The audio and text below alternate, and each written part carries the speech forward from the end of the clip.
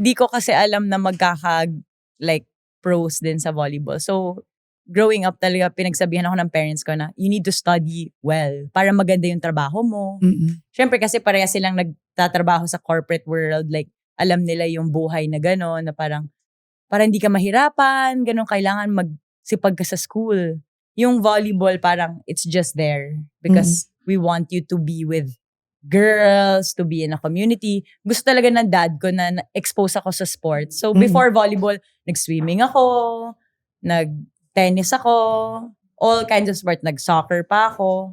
So, pagdating na, kaya nga nung pandemic, super happy ako kasi I can still continue my passion. And then, naging trabaho ko na siya. So, I don't have to like, figure out what I want to do because I'm doing something I love. Yes. Diba? It's not like, ano pang gagawin ko sa buhay ko? Yung advice nga nila is, work will not feel like work if you love it. Diba? Yes, yung mga, correct. Everyday, yung mga may 9-to-5 jobs, alam nila yun, diba? Parang nasa cubicle, you really have to love what you do. Paano bang term doon? Parang trigger point ko yan eh. Everyday talaga. Thank you, Lord. Kasi tama, kasi yung sport natin, hindi mo alam kung hanggang kailan ka makakapaglaro kasi any moment, pwede ka ma-injure. Katapusan na ng career mo. Diba? At this age, at 32, lagi ako nagpapasalamat kay Lord. Thank you, Lord. Nakakalaro pa ako. Nakakatalon ako, nakaka-roll ako sa floor, nakaka-dive ako, nakakapasa. Lahat, nandun pa. So, yun lang. Doon lang ako lagi nang gagaling. At yan yung pinanguhugutan ko na ngayon kung bakit ako nagpapatuloy. Kasi hanggat kaya eh. Binigay ni Lord sa akin. So, yun. Push na push, diba? So, I'm the living proof. At marami pa kaming mga mas matatanda pa sa volleyball. Hindi lang ako. O hindi lang si baby yung lola na ako sa volleyball, no? Madami.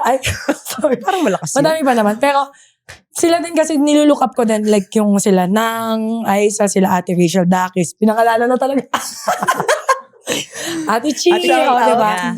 Sa kanila ako nakatin, parang sila nga kayo pa nilang maglaro. Wala akong rason para Uy, sobrang idol Ate Chi. Diba? Diba? Legend yan. Wala akong rason para magreklamo. So talagang thankful ka lang lagi at maging grateful ka lang talaga lagi kay Lord. Kasi sa volleyball, madaming pangarap ang natupad. Yes. Alam niyo yan. Thank you, Lord. Salamat sa panonood ng Beast Mode.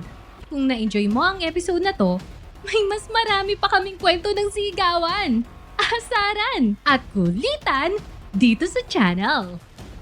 At syempre, huwag kalimutang mag-like, comment, at subscribe para ikaw ang unang makakita ng bagong Beast Mode drops. Follow na rin kami sa socials. Daming behind the scenes at bonus clips na papangka sa feed mo.